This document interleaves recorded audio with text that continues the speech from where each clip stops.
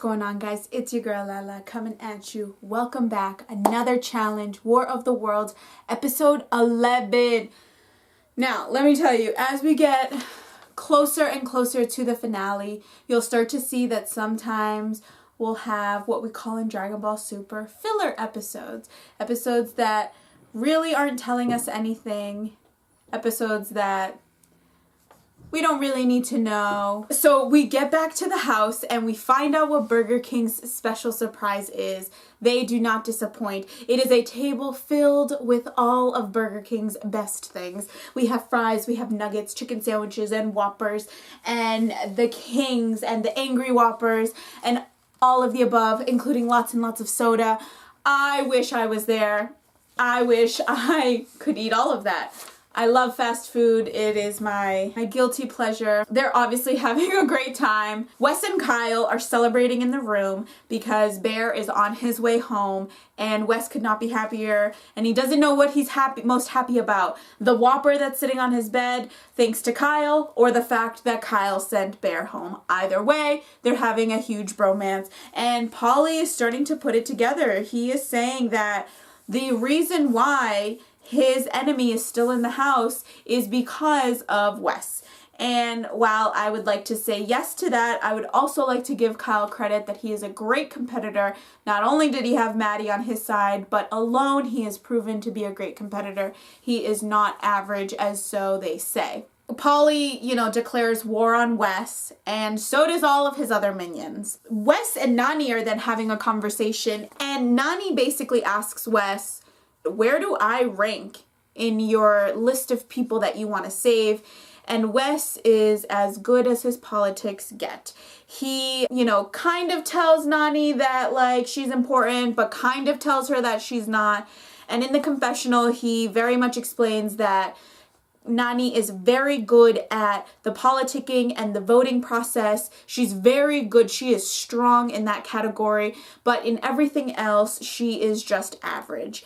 And that is a little insulting. I'm going to give Nany a little bit more credit than that. That's kind of rude, dude. You're not giving her the credit that she deserves. She's a vet. Give her the credit she deserves. Don't be a dick. You know what I mean? You're doing the same thing Theo was doing to you, but you didn't like it. So we get to the challenge and this looks awesome. There is this drifting car and on top is like a little chair with a puzzle board in front.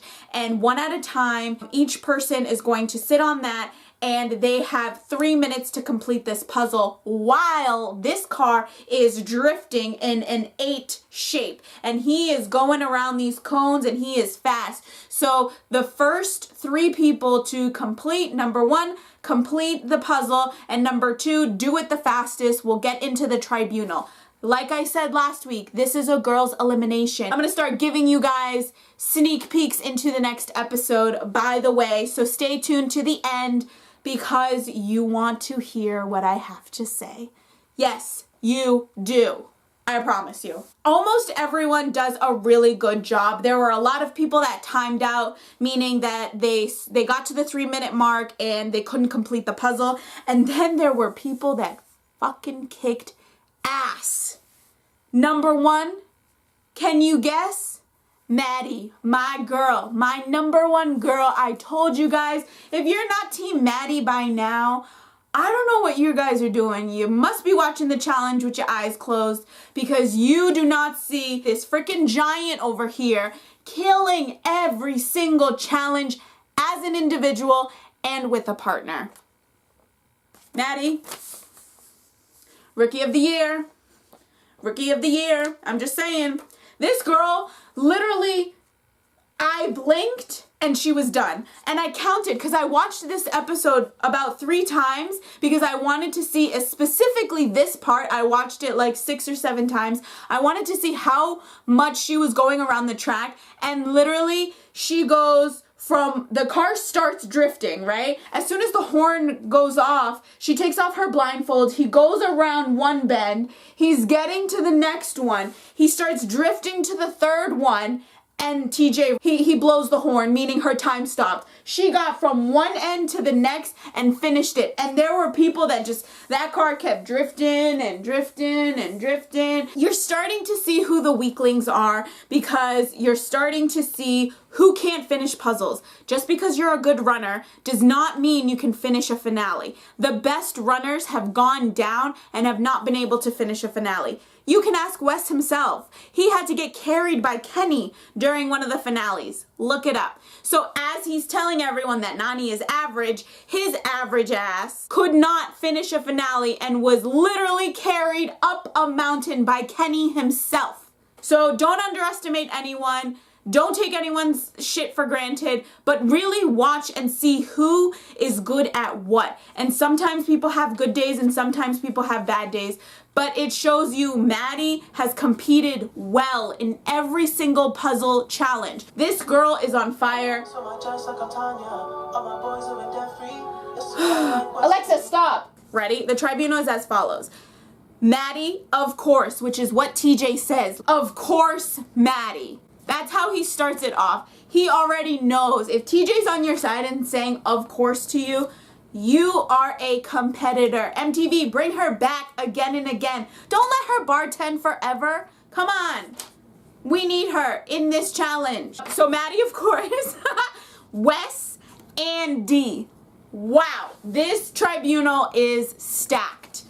Wes and D, who were previously partners, are now back in the tribunal. MATTIE, who is there all by herself in the tribunal. And guess who they pick? They pick Cara, Devon, and Georgia. MATTIE makes it clear that she's either going to go up against the best or she's not going to go at all. There's nothing I can say about that. That is exactly how I would play my game. Either I'm going up against Cara and I'm beating her, or I'm not doing it, because I don't want to go up against people that really can't run a finale, really don't deserve to finish or go to the end. I mean, it's obvious. If you've been riding someone's coattail this entire challenge, you don't deserve to be here. And being a vet, you automatically get to a finale because you have such experience and you usually know how to stay under the radar and not get targeted until the very end. So, I mean, I would do the same thing that MATTIE's doing, 100%. So I can't be mad at her.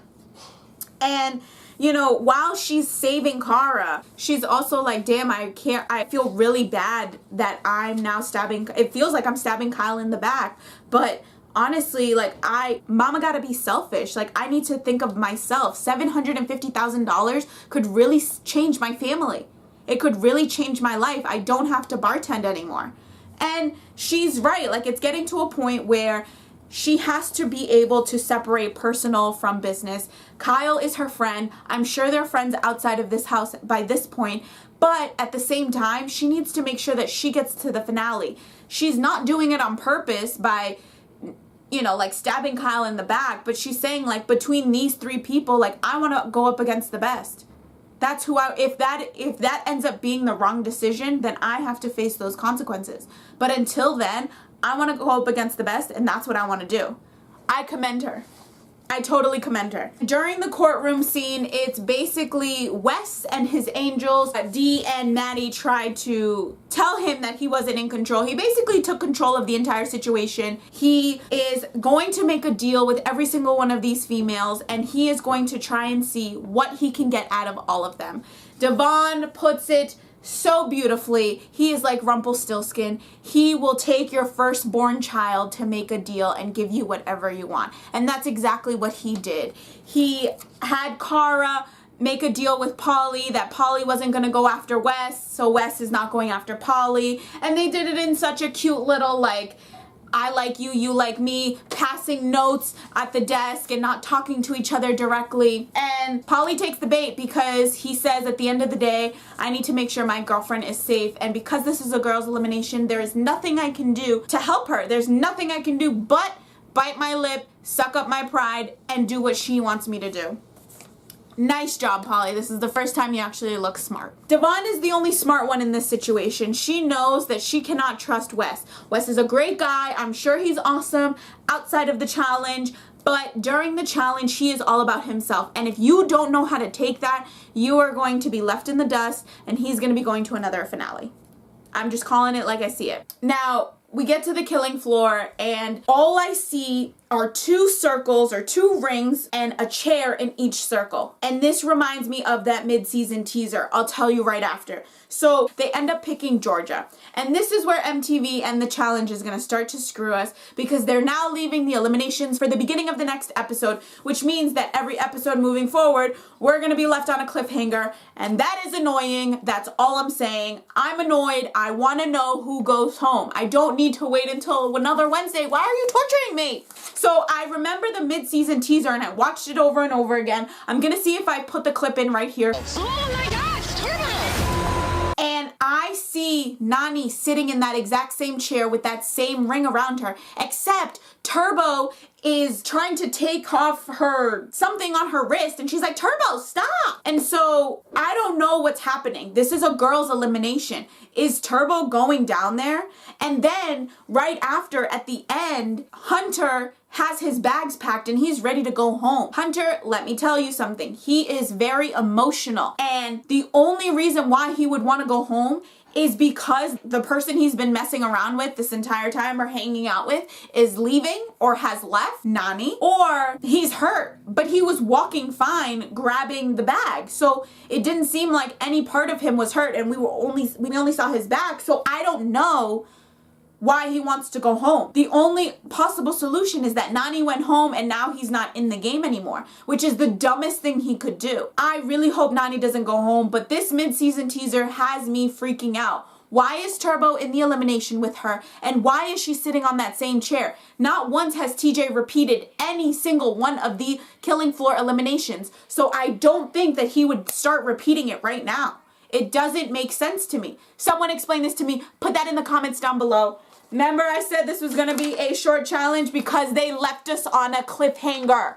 Let me know what your thoughts are. Do you think Nany's going in the killing floor? Why is Turbo on the killing floor? Is Hunter going home because Nany went home? Or is Hunter going home because Georgia went home? I don't know. It could go either way. Because we found out that Hunter was actually in love with Georgia, and that's why he was jealous of Bear. And it wasn't because he just didn't like Bear. It had everything to do with because he liked Georgia, and Georgia didn't give him the time of day and kind of went off to Bear.